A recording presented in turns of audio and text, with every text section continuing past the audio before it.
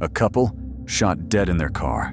No witnesses, no note, no apparent motive. Days later, 3 newspaper offices received a bizarre letter. It was signed with a symbol and a chilling warning. I will kill again. The sender called himself Zodiac. I'm Johnny, and this is a case that has never been solved. A killer who vanished into the shadows. No identity, no justice, only an enduring obsession. December 20th, 1968.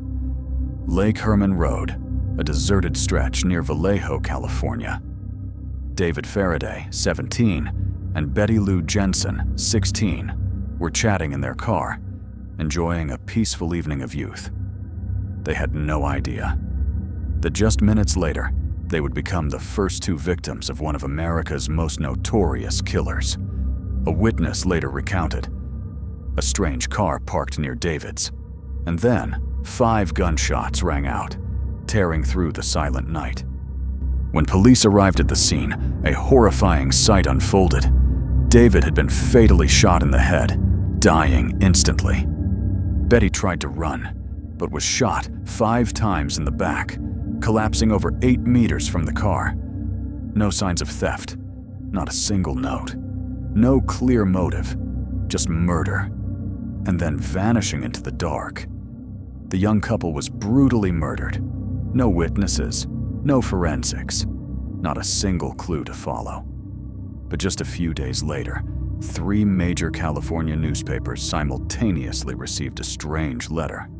The sender didn't sign a name, but left a circular symbol with a cross inside, something that would haunt America for years to come. The letter read, I am the one who killed the man and girl last night. I will kill again, but I want you to print this letter on your front page. If not, more blood will be shed. The killer called himself Zodiac. In 1969, at least 5 people were murdered at various locations around Northern California. July 4th, 1969, Independence Day in the United States. While the nation celebrated freedom, a cold-blooded assassination quietly unfolded. Darlene Ferrin, 22, and Michael Mageau, 19, were sitting in their car at Blue Rock Springs Park, ironically, very close to the previous year's murder scene. A strange car appeared.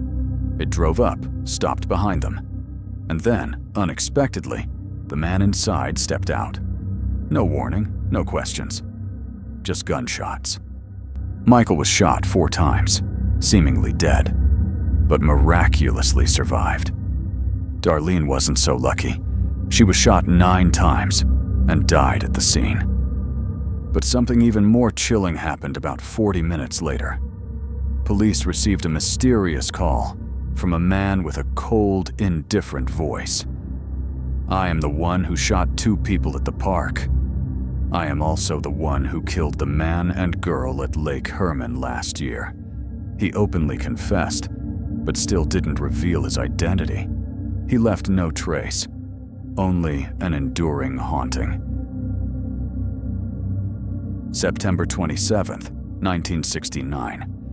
Brian Hartnell, 20, and Cecilia Shepard, 22, were enjoying a peaceful picnic by the shores of Lake Berryessa. But that peace was quickly shattered by a grotesque figure.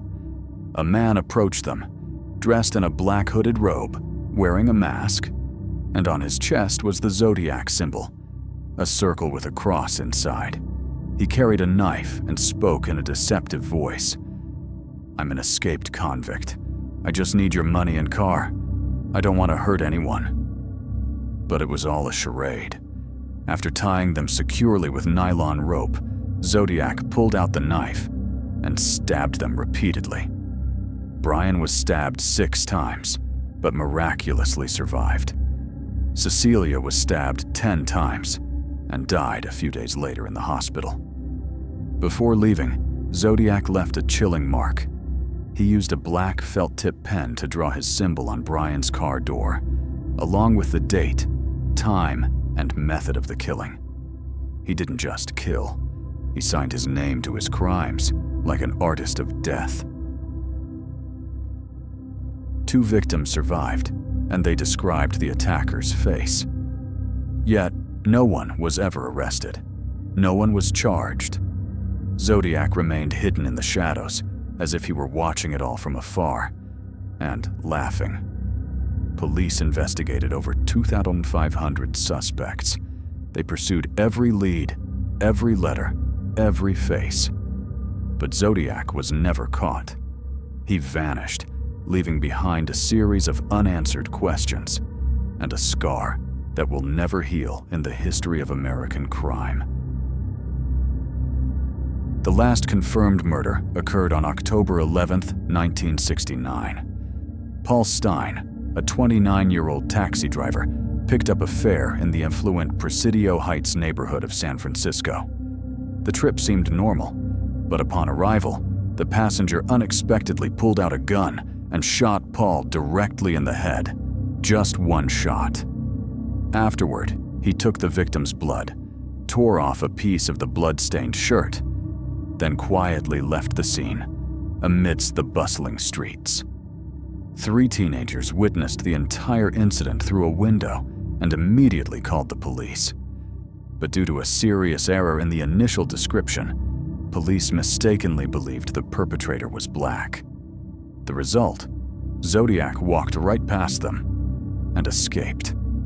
The next day, the newspaper received another letter from Zodiac. Inside was the blood-stained piece of Paul Stine's shirt. Once again, he confirmed his crime with evidence he himself created, mocking the police and turning the murder into a public game.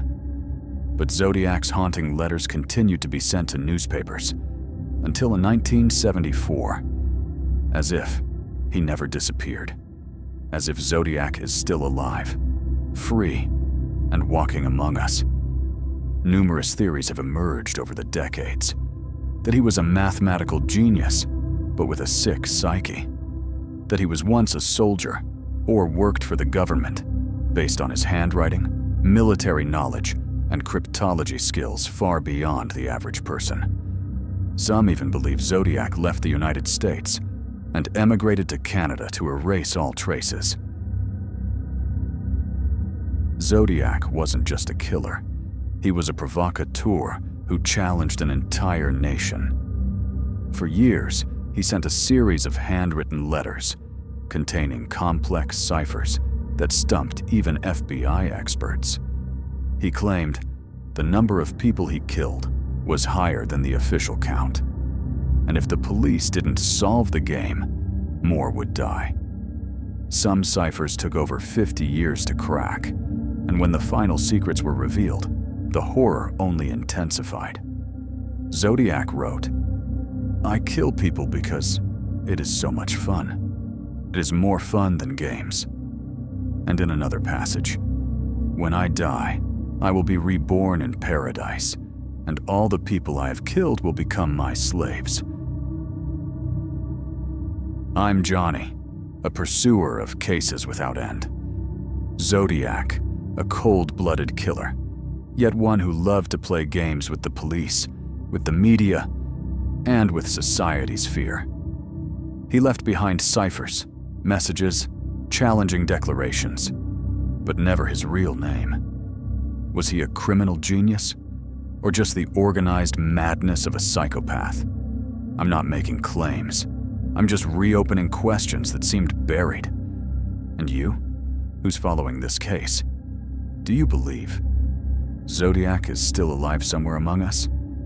Subscribe to follow other unsolved cases. I'm Johnny, detective of forgotten mysteries.